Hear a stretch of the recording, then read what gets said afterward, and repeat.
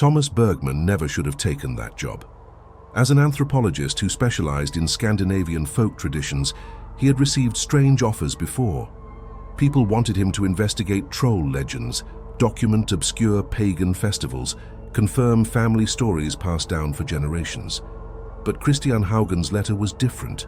It arrived in a thick paper envelope, yellowed with age, sealed with red wax, stamped with a symbol Thomas did not recognize. The handwriting was old and formal, written in archaic Norwegian that he had to translate slowly. Professor Bergman, I write on behalf of the community of Grønskog, in the mountains of inland Norway. We have a tradition that must be recorded before it is too late. The elders are dying, and with them, the true knowledge. Will you come? A photograph was attached, a tiny village, no more than 10 dark wooden houses, surrounded by pine forest so dense it seemed to swallow light. And in the center, a wooden church, a stave church, so old, Thomas knew immediately it should be in history books. But it wasn't. He had never heard of Grønskog. 2 months later, in October, Thomas was driving a rented van along a dirt road that barely deserved the name, climbing higher into the mountains. His GPS had stopped working an hour earlier. His phone had had no signal for 2. He followed only the handwritten directions Christian had sent. After the 5th sharp bend, look for the marked tree, turn right where there seems to be no road. And there it was, a massive tree, its bark carved with symbols that looked like runes, only distorted, wrong in a way Thomas couldn't explain. Thomas turned. The road was just 2 frozen ruts of mud cutting through the forest. Branches scraped the roof of the van. Daylight, already weak at 4 p.m. this far north, barely reached through the canopy. After 20 minutes that felt like hours, the forest opened abruptly. And there was Grønskog. It looked exactly like the photograph, only worse. The houses were darker, more tilted, as if they were slowly sinking into the earth. The stave church dominated everything. 3 stories of black wood, steep roofs, carved dragon heads pointing in different directions, as if they were watching the forest.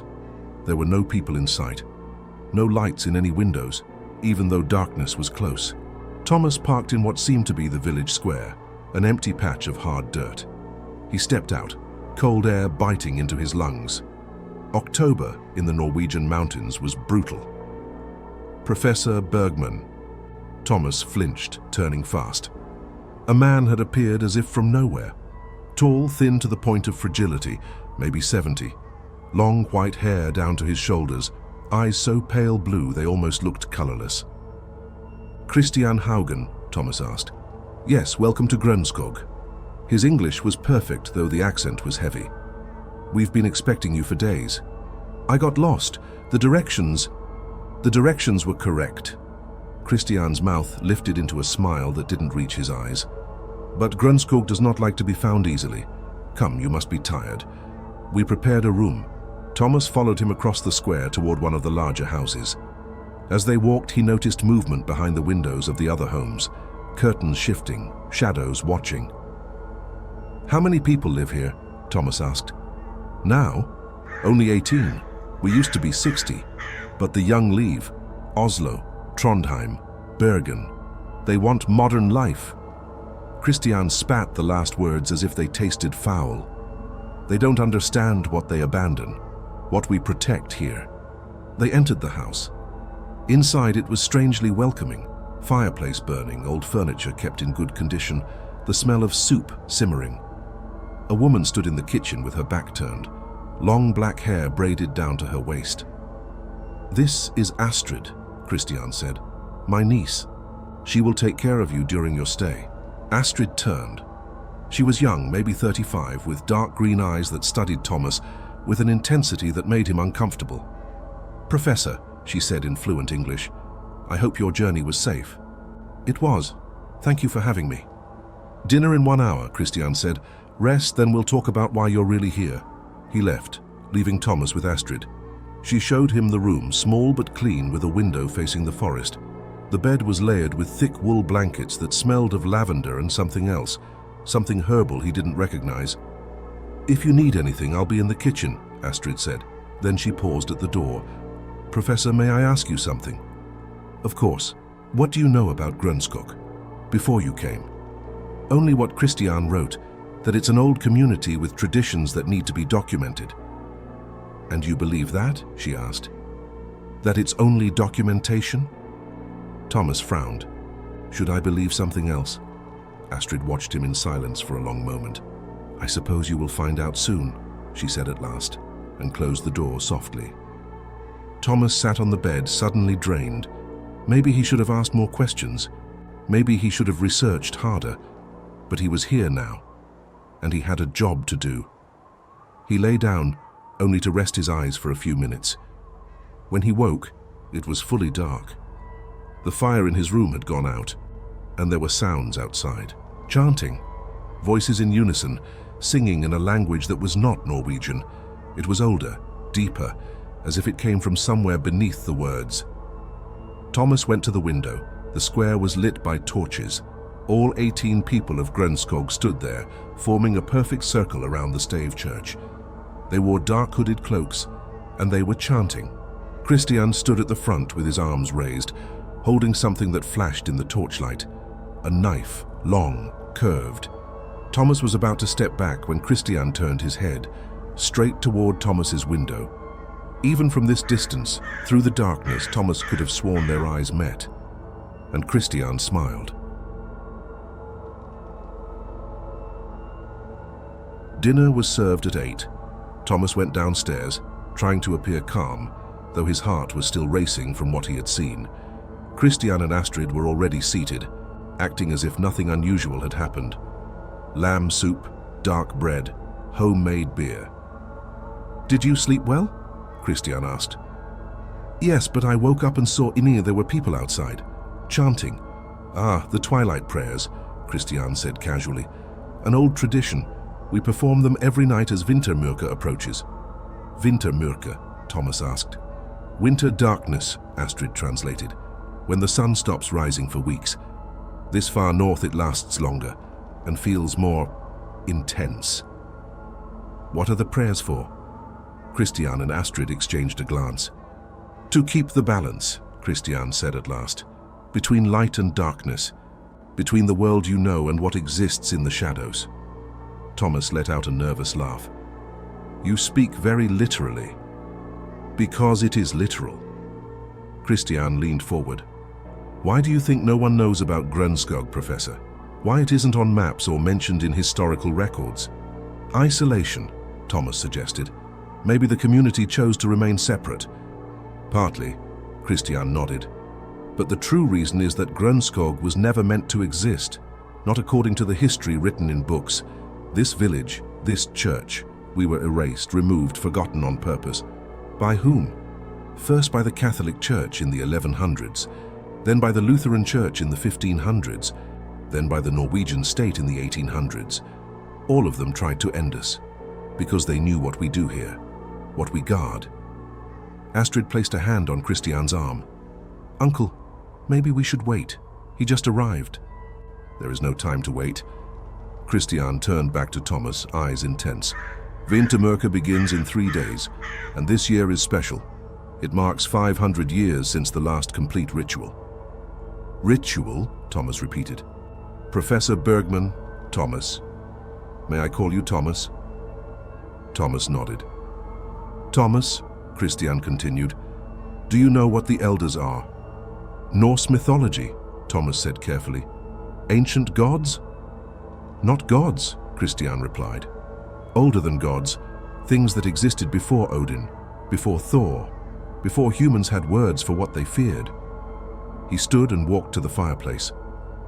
Our ancestors knew. The true ancestors before Christianity came and erased the knowledge.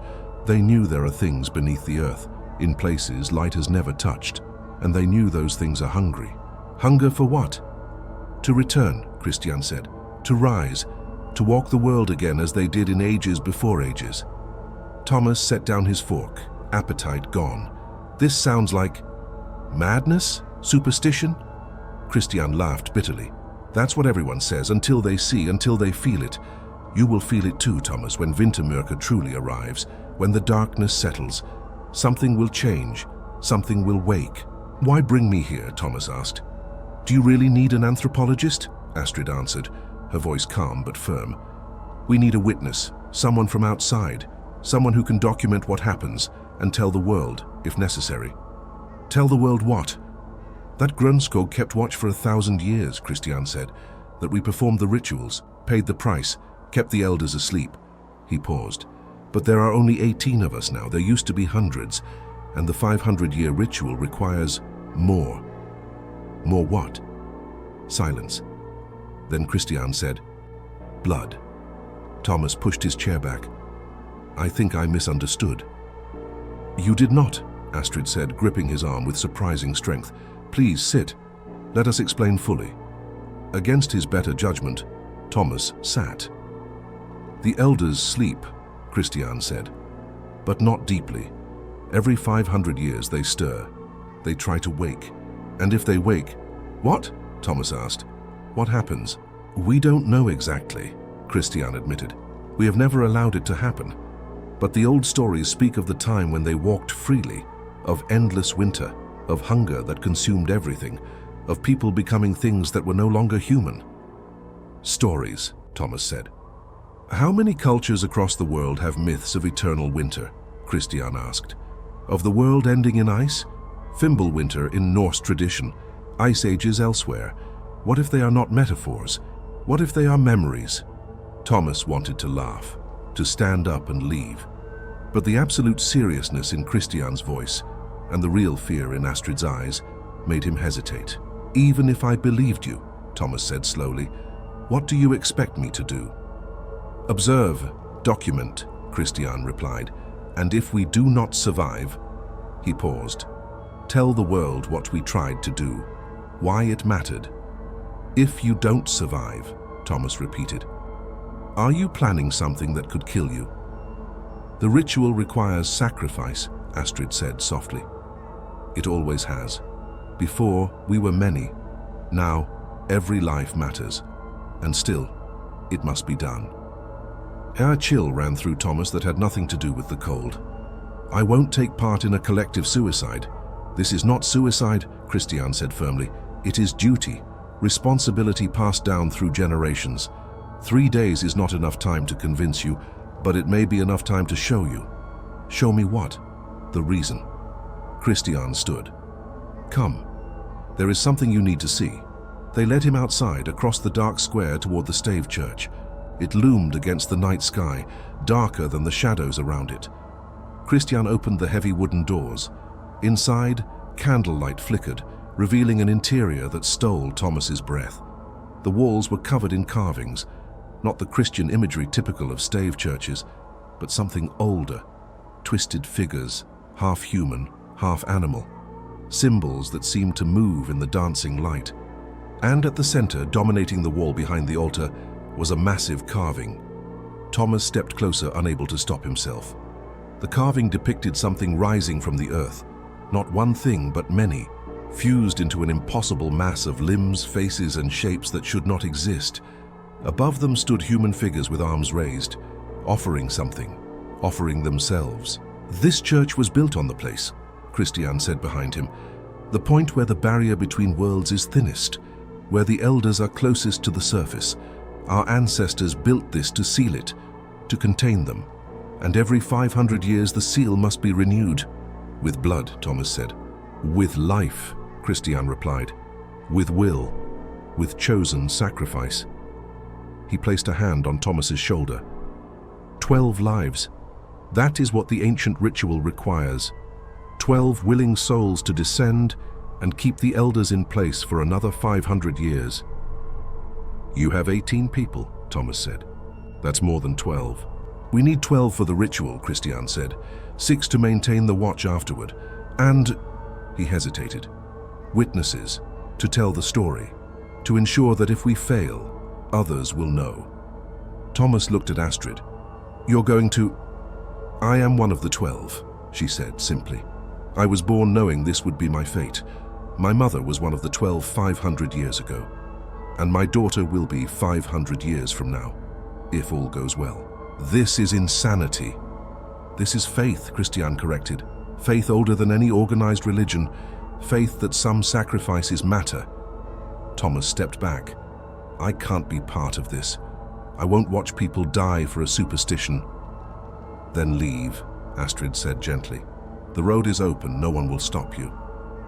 But, Christian added, if you go, you will spend the rest of your life wondering. And when winters come colder than ever before, when stories begin to spread of things seen in the mountains, things that should not exist, you will know you could have documented the truth.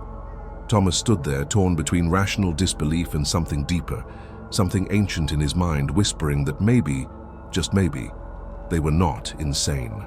3 days, he said finally. I'll stay 3 days. I'll observe, I'll document, but I will not take part in murder. No one is asking that, Christian said. We only ask that you witness, and that if you survive, you tell the truth. If I survive, Thomas asked. Christian did not answer. He only looked at the carving, at those things rising from the earth, mouths open, eternally hungry. And for the first time, Thomas understood. The ritual was not only about the 12 who would descend, it was about keeping something buried, and if they failed, no one would survive.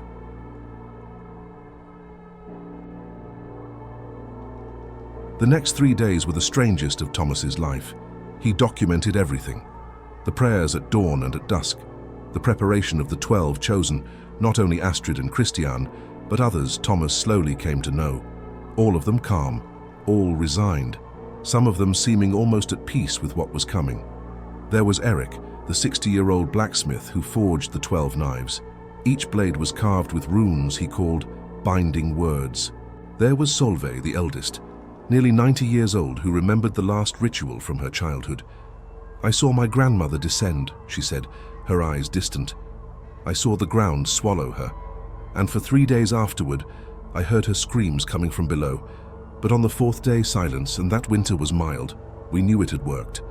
And there were the others, younger ones, including a boy no more than 16 named Magnus. No one knew who his parents were. He had been raised by the entire community. You don't have to do this, Thomas told him on the 2nd day. You're just a child.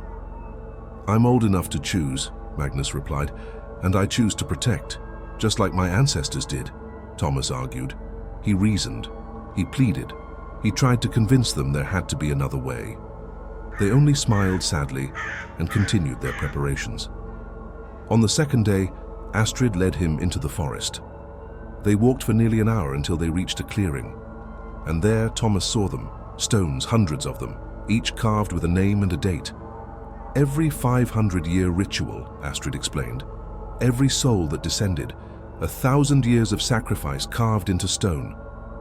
Thomas read some of the names, dates reaching back to 1525, 1025, even earlier. And here, Astrid said, pointing to 12 freshly carved stones waiting. Our names are already there. We are already dead, Professor. We just haven't finished the act yet. How can you accept this so calmly? Thomas asked. She looked at him with those intense green eyes. Do you have children? No. Then maybe you can't fully understand. But imagine this.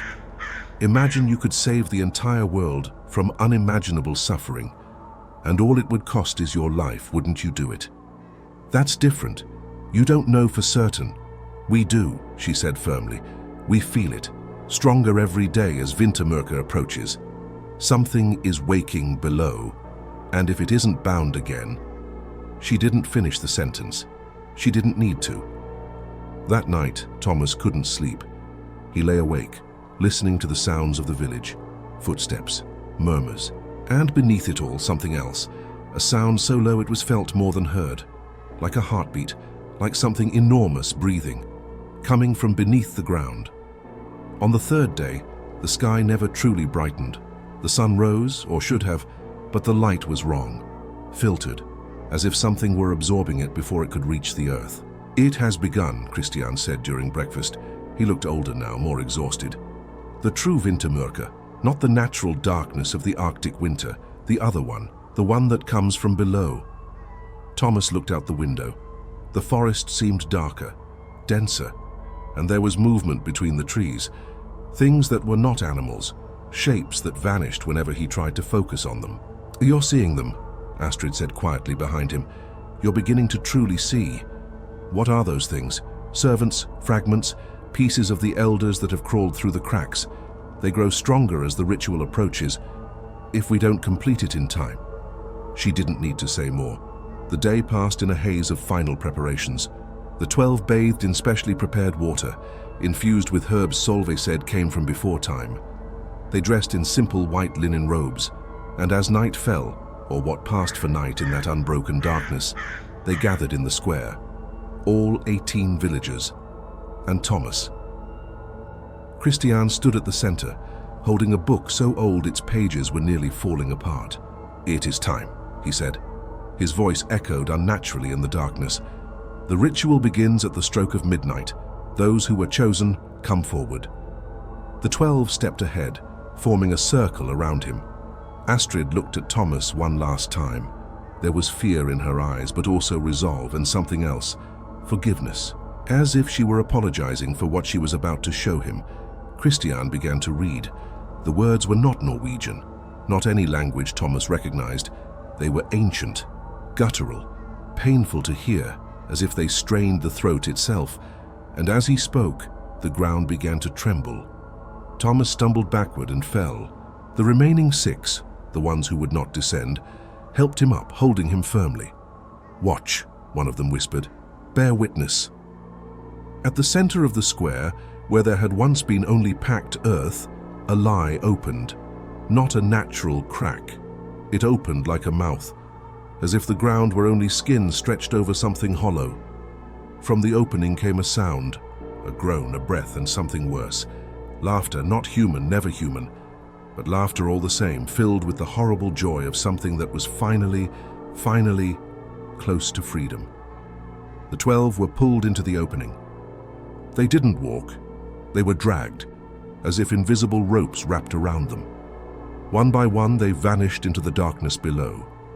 Astrid was the last. She looked at Thomas, said something he couldn't hear over the terrible sound rising from the earth.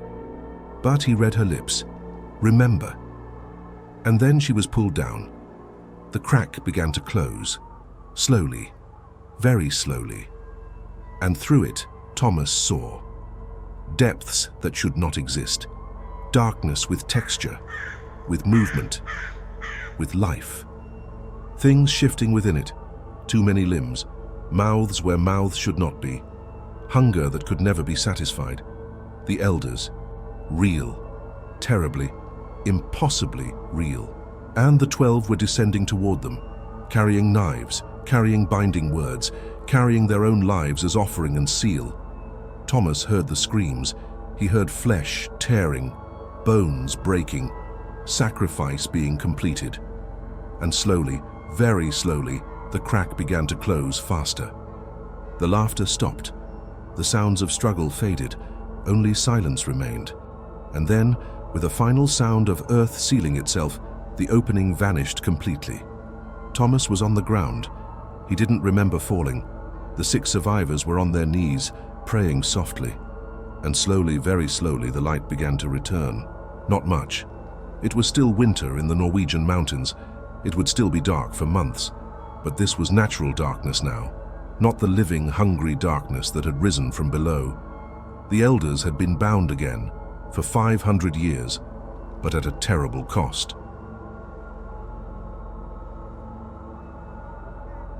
Thomas Bergman returned to the university 6 days later. He drove along a road that barely existed, through a forest that seemed to resist letting him go, until he finally reached civilization. His colleagues noticed the change immediately.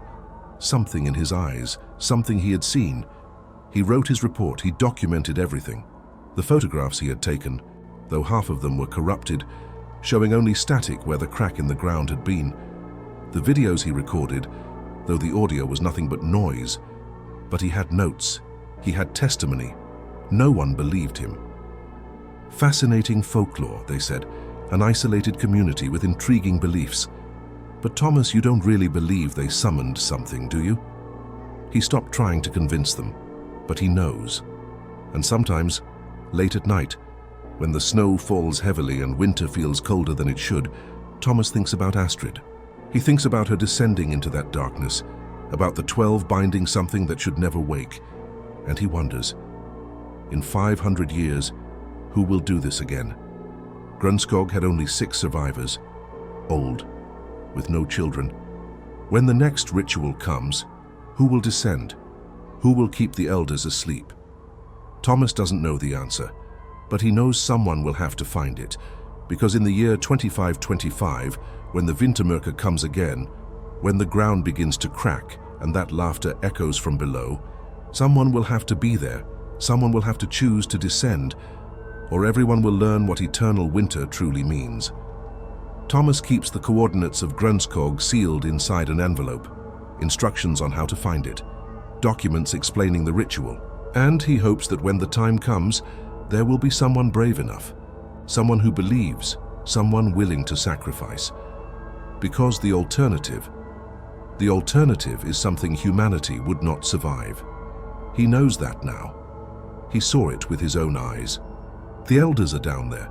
They always have been, they always will be, sleeping, waiting, hungry, and only a thin line of blood and sacrifice keeps them contained, for now.